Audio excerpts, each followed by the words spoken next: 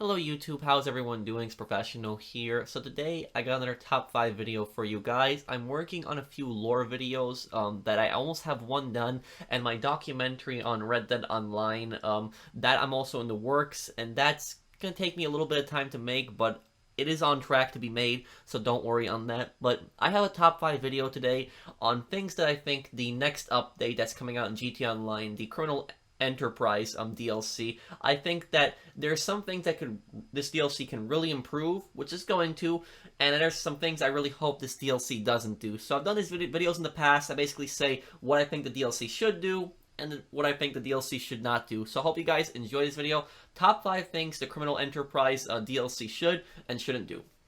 Starting at number 5, we have allow 3 crate pickups, and what I mean by this is I'm directly referencing the CEO crates. Now, CEO crates are actually a really profitable way to make money, but you don't see a lot of people doing them. Even though they make you a lot of money, the reason people don't do them is because 1, they take really long, and 2, it just gets really boring, just constantly having to pick up the crates and deliver them to the warehouse, and then making the sale at the end, and then you risk getting the whole thing destroyed. What I mean by allowing 3 crates is that every single vehicle you pick up should be 3 crates. And I don't mind if there's even an extra fee, because typically you can buy 3 crates, which is what most people do. 3 crates or 2 crates. With a terabyte, you can actually still buy 1 crate, but with the office, you can only buy 2 or 3 at a time.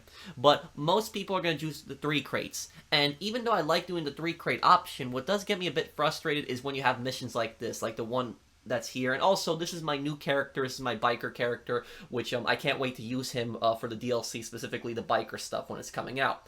But anyways, you get these missions sometimes with these 3 crate pickups, and even though you're expecting a van, you don't always get a van. You know, more than half the time you get a van or some kind of vehicle and you just drive it there and that's it. But other times you can get a mission like this in which you have to wait for 3 crates to drop, or you have to go out to sea, get 3 crates, or shoot down 3 helicopters, or shoot down a Merryweather Valkyrie. And this mission can be annoying because the warehouse can just be so far from the from where the crates are dropped, and also you're leaving 2 crates behind there, and if this is a lobby with a lot of people, they could actually destroy the crates while you're delivering it, which makes it just so frustrating, stressful, constantly trying to get it back, and you're hoping that somebody doesn't destroy it in between. Now this lobby, this was actually a pretty big lobby, almost 30 players, everybody in here was nice, so nobody destroyed the crates while I was getting them back to the warehouse, and I got all 3 crates there, but I really wish there was a 3 crate option. The Newswire actually says there's gonna be 2 new special types of cargo.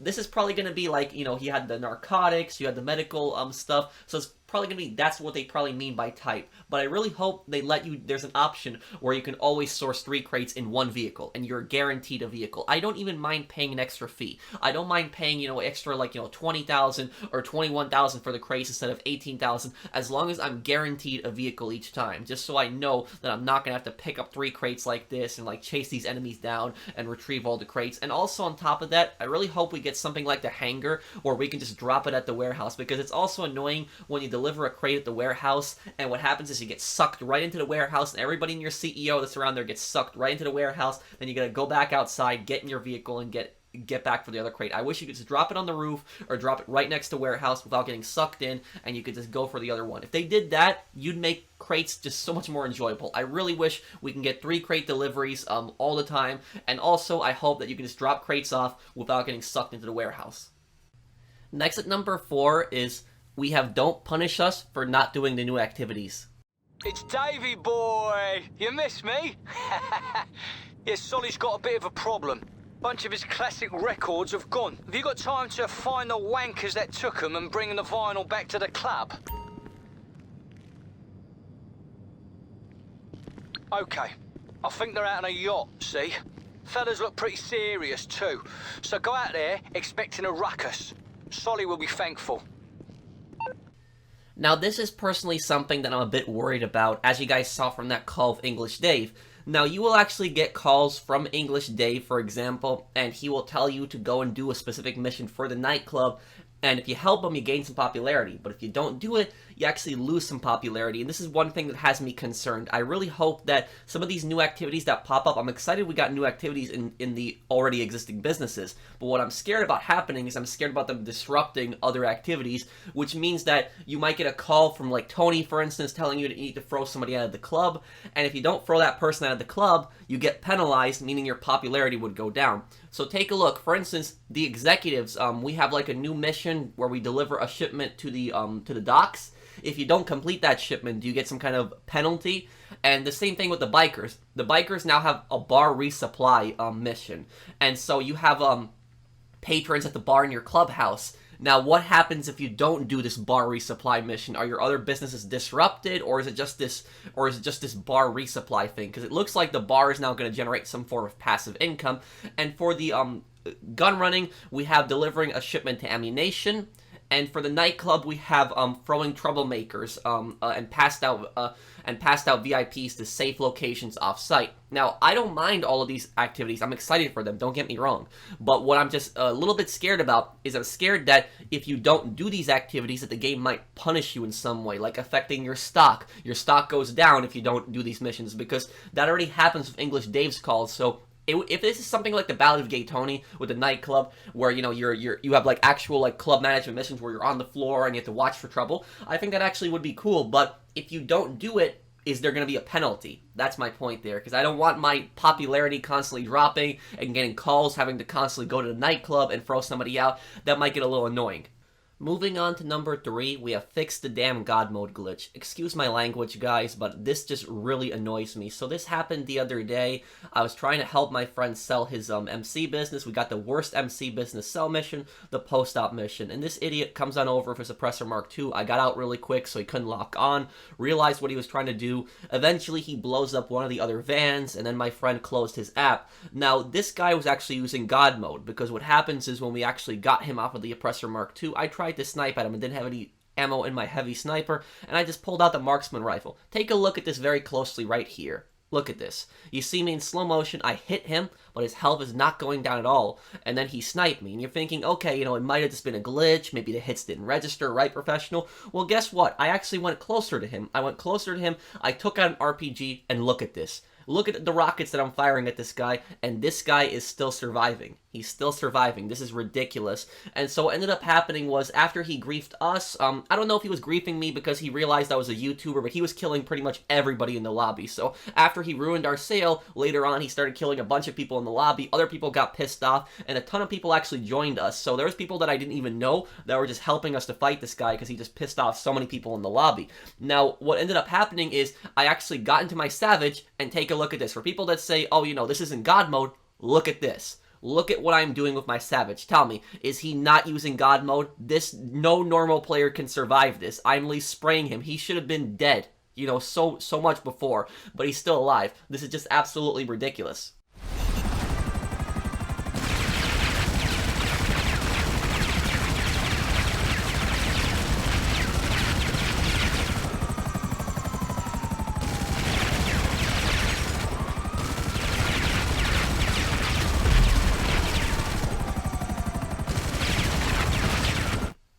And note, I am not on the PC, I am on the PS5. And yes, people can use God mode on the PS5. The difference is not on PC, oftentimes it's a mod, where on PS5 it's some kind of glitch. And no, I don't want to know how to do the glitch, don't tell me. I just want this patched. I don't want people to be able to do this, because this is ridiculous, this is unacceptable. You shouldn't be, playing in a game and dealing with somebody that cannot be killed. Like, how are you supposed to fight back and even defend your cargo against somebody that can't be killed? And I know some people right here would accuse my friend of using a God mode Speedo, but he was actually not using a God mode Speedo. He was just sitting in the back and trying to suppress the guy with the machine gun, and I actually told my friend to get out just so I could blow it up to show you guys this is actually he was not in a God mode Speedo, because I know some people would accuse my friend the second they see him driving a Speedo, but no, we weren't using any of that garbage. Now anyways, we kept fighting this guy for some time here, and what ended up happening was this random actually sent my friend a message, and he actually told him that to get him out of God mode, you have to use Headhunter, and then he said that you have to then you have to use a Kanjali and run him over with the tank. And so my friend actually brought out the Kanjali Brandon here, and he was in a headhunter, and eventually we got the stupid God mode griefer out of God mode, and then we started killing him a bunch of times, and then what ended up happening was the guy left. So when he didn't have his precious God mode, he left. But my question is, how is something like this allowed in the game? And, you know, there's a lot of people that, you know, accuse me of complaining and all this other stuff, but is what I'm not saying here legitimate? Like, this should not be happening. And these same idiots would probably tell me, oh, just leave the lobby if you're dealing with somebody like that. But what if I leave the lobby and he follows me to another lobby? What if I join another lobby and there's another guy with God mode? And this exact same thing happened. Later on in that day, we were playing like an hour later and we encountered another God mode user. And he actually destroyed my shipment this time. I didn't actually clip that, so you have to take my word for it. But yes, we actually did encounter another God mode user. And these aren't the only 2 God mode users I've encountered. I've actually encountered a lot of other God mode users in the last few weeks. I just haven't recorded them. But this is getting ridiculous. This is unacceptable. This should not be happening. And I don't understand why Rockstar can't patch something like this. This is literally a game-breaking bug. Nobody should be able to do this. I know this video is focusing on what should be added in the update, but this is something that needs to be patched. This needs to be dealt with immediately because this is such a ridiculous problem. And if Rockstar, for some stupid reason, they can't fix this glitch, they should start banning people that do this. Rockstar should actually take video reports and actually be able to ban people that do this, because you report these people and they don't do anything. But even though I'm ranting here about this glitch, I don't expect anything to be done with just how incompetent Rockstar is. I expect this stupid God mode glitch to be carried on to the next update. But let's hope that at least somebody from Rockstar sees this and they do something about this, because this is unacceptable. At number 2, we have Don't Nerf Cayo Perico. Now, Cayo Perico is being nerfed, at least in my opinion, despite what some people say. Some people say it's not being nerfed, but if you basically change the amount of times that people can do it in a certain amount of time, and you also change the primary targets, then yeah, it is kind of being nerfed. And so, according to the Newswire, what it says here is that every single time, all heists will have the same cooldown of 1 in-game day, 48 minutes, when playing as a group. So whenever you play a heist, a Cayo Perico, as a group, you will have a 48-minute cooldown on it. Now, this will be changed to, if you actually do it as solo, then you actually have to wait 3 in-game days. And 3 in-game days, that is about 144 minutes. And so, with 144 minutes, that's close to 2.5 hours. So that means that when you do the heist solo, you will have to wait 2.5 hours to do it. Now, the question is, will you be able to do prep still in that time, or is the 2.5 hour cooldown just on the finale? Because the Newswire does not specify that here, but I don't think that there really should be a cooldown. I think that it should stay the way it is, where you complete the heist, and then Pavel texts you a few minutes later, and then you can do it again, because I know that you can sell in invite-only lobbies now, and I'm grateful for that. I am. Don't get me wrong. I like the increase in payouts and the other things, but I don't think that this is a good idea. Some people might disagree with me, but I don't think that this is a good idea. I don't like this. You know, there's people that just like doing these heists, and you know, people would a lot of people that I've noticed that kind of support this nerf, they would say, oh, Cayo Perico is getting boring, and this is going to encourage people to do other activities. But the thing is, the reason Cayo Perico is boring is because people make it boring. Because whenever I see people play Cayo Perico, what are they doing? They're almost always doing Drainage Tunnel. That's what they're always almost doing, Drainage Tunnel. They go in through the Drainage Tunnel, and they go into Rubio's compound. You can make Cayo Perico solo runs more interesting by doing other methods, other approaches. Now, you see, in this approach, this is that video that I made countering GTA Plus. It was actually one of my best heist runs ever, and I did it solo. I found basically two cocaine pickups. I got those. I did it all undetected. I got disguised and actually drove right in the compound. And I still got the Elite Challenge. People think that if you don't go through the Drainage Tunnel, that you can't get Elite Challenge. Well, I did get Elite Challenge, and I started at the airstrip. So it is possible. But what they could do is, Rockstar can make it that if you do certain approaches, you get a bonus. Like, Pavel might text you and say, Capitan, if we go in through the front door, we blow open the front door with like a charge. Like, because almost nobody blows open the front door with charges anymore. If we do that, we'll get like an extra 300,000 on this day. And then like the next time you do the heist, Pavel might tell you, oh, we get an extra 200,000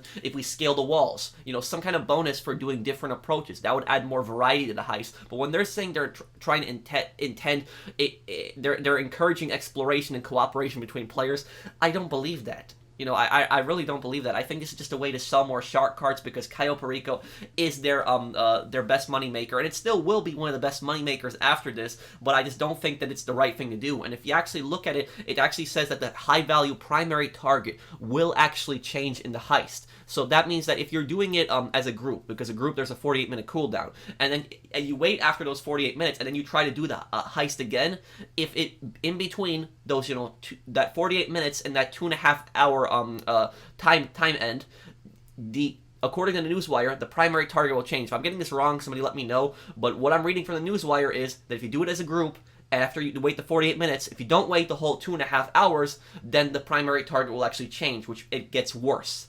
And a lot of times people already complain about getting like the tequila bottles. Well, you're going to be getting a lot more tequila bottles with this. So I think that this is a bad idea. If anything, if they wanted to encourage cooperative play, all they needed to do was just increase the payouts for co-op. So if you're playing as 4 people, I know you can already take a little bit more than if you're playing solo, but if the amount is significantly higher if you play with 4 people, that will encourage co-op play more. The reason some people like playing solo is so they don't have to deal with other players. That's one of the reasons I do solo, because I'm worried about people constantly getting detected and ruining the heist, and then you have to restart and you gotta do it all over again, and then you ruin your momentum. That's just why I like doing solo, because it's something I can do in my own time. I can do all the preps, and then I can just run through the heist, and I don't have to worry about somebody dying or somebody tripping an alarm. There's just none of that. You can do everything solo. That's what makes Cayo Perico. I personally think Cayo Perico is the best DLC in the game because of the new map and because you can do the whole thing solo. And as for the other activities in the game, when people say that Cayo Perico makes the other activities obsolete, the problem isn't Cayo Perico. The problem is to increase the pay on all the other activities. When you do that, people will be more inclined to do it. That is pretty much the solution there. That's at least what I think about Cayo Perico. I think that there's better ways to go about this. I don't think that this nerf is personally a step in the right direction. I think it should be changed. And before I reveal the number one thing that I think this DLC should do, I wanted to make a special mention, and that is give something to Smugglers Run. Because when I read through the Newswire, I actually completely forgot about Smugglers Run. And Smugglers Run is one business that is not getting any kind of updates. Also import-export, but I guess because of the auto shop tuners, people could argue that was kind of maybe an extension of it. But Smugglers Run is really getting nothing. It's really the only DLC that's really getting nothing.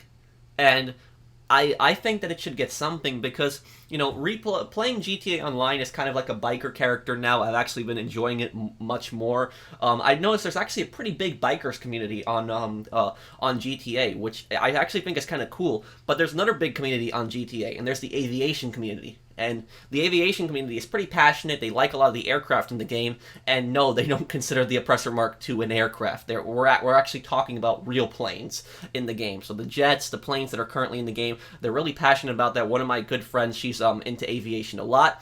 And I think that Smugglers Run deserves something because most people that I talk to, they actually think that Smugglers Run was a fun DLC. They like the missions, picking up the crates. They like the sell missions. They like all the air vehicles with it. But what people hate about Smugglers Run is they hate that you can only source 1 crate at a time. If you should be able to source 4 crates at a time. I don't mind even doing extra pickups because oftentimes we're doing them in air vehicles. I wouldn't like it still. I'd like it in 1 vehicle, but I would take that over just having to do 1 crate because when you gotta do 1 crate constantly, that's just annoying.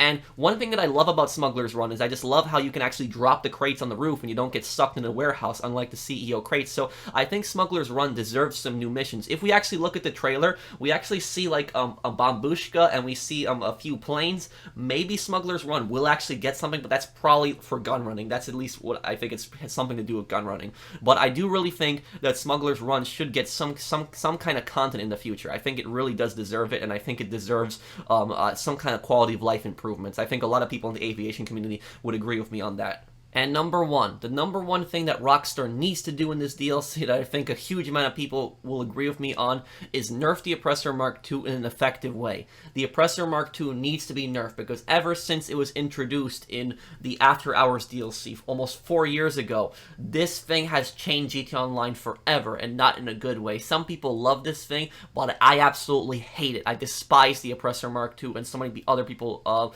do as well. I don't own one, even on my new character. That's just how much I hate that thing. And so this is gameplay from like years ago. This is like when I had like that one of my most popular videos where I was fighting 3 Oppressor Mark II griefers at once, and this just shows how much of a problem this is. It's just so ridiculous. Like, almost no other vehicle can go up against the Oppressor Mark II because people can constantly just spawn it with their motorcycle club menu. They get on it and it has very accurate missiles and almost always hits whatever it's aiming at. And these guys were actually really good at aiming on the ground. So a lot of other Oppressor Mark II griefers, they're terrible at aiming on the ground, but these guys actually knew what they were doing, and so they were bombing me, they were getting kills, and eventually, you know, I got annoyed. I pulled out a fully loaded Ruiner 2000, which is a Ruiner 2000 during the mission fully loaded, and I actually started killing them a bunch of times. I kept killing them, I kept blowing them up. It was actually irritating them, but this is like, you know, what I had to do to fight back, because there was really no other thing. And some people might say, oh, just use an Oppressor Mark II, but an Oppressor Mark II is not a counter. If you have to use the exact same thing to counter the exact same thing, it's not really a counter for me. A counter would be something else, another type of vehicle, something that you can do. And there's very little that you can actually do to defeat the Oppressor Mark II. I mean, you just look at this right here. You know, do you see how agile the Oppressor Mark II is compared to my helicopter? I'm trying my best. I'm firing missiles at it, but there's nothing I can do here. And now you're wondering, what would be your solution to the Oppressor Mark II Professional? Well, one thing, I would make the missiles a lot slower. I would make the missiles almost like buzzard missiles, because if this nerf is going to be basically like just Rockstar cutting the missiles or something like that from like 20 to 10, that's not really going to do much, because people are still going to keep spamming it, and it's going to get annoying. What I think they can do as a solution, and I've said this before, the solution, in my opinion, to fix the Oppressor Mark II and keep everyone happy, because there are people that actually defend it, and they say, oh, you know, I use the Oppressor Mark II for grinding. I shouldn't be punished because some people use it for griefing. Well, I guess we can have a compromise then. My personal opinion, I'd like to see the Oppressor Mark II deleted from the game. I don't think it should have a place, but that's not going to happen. What I think they can do is they can make it so that the Oppressor Mark II can lock onto NPCs. It can lock onto NPC cars. It can lock onto hostile NPCs and cops. That way it can help the people that use the Oppressor Mark II for grinding can use it for grinding still. But the people that want to kill other players with it are going to have a hard time. They're actually going to have to manually aim. And with buzzard missiles, they're a lot slower. It'd be a much more of a challenge and would take much more skill. People would still use it to grief, but it wouldn't be that much of a problem. Anyone who supports using the Oppressor Mark II for grinding, you should have no problem with this method. You could still use it for using it on missions. You can still use it to grind missions, to blow up NPCs, to blow up cops. What you can't do anymore with my personal method would be to lock onto player vehicles. I think that would reduce a lot of the griefing, because a lot of these griefers, they're really stupid. They use the Oppressor Mark II because they don't know any other way to get kills in this game, and so they just lock on the people, just fire these missiles because they're so accurate, and they just blow them up. But if they actually would have to manually aim the missiles, it would be a lot harder for them. And so I think then there'd be easier ways to fight back against it. But that's just my personal opinion. I think the Oppressor Mark II has really ruined this game, and I think it really needs a change. I never thought that like in like a GTA game you'd see like a flying futuristic motorcycle. I knew there was always military vehicles, don't get me wrong, but we never had something like this flying futuristic bike that you could just spawn at any moment. People could just get on it. It has even countermeasures and flares. The countermeasures I know are also getting nerfed, so I'll have to wait and see what Rockstar does to it, but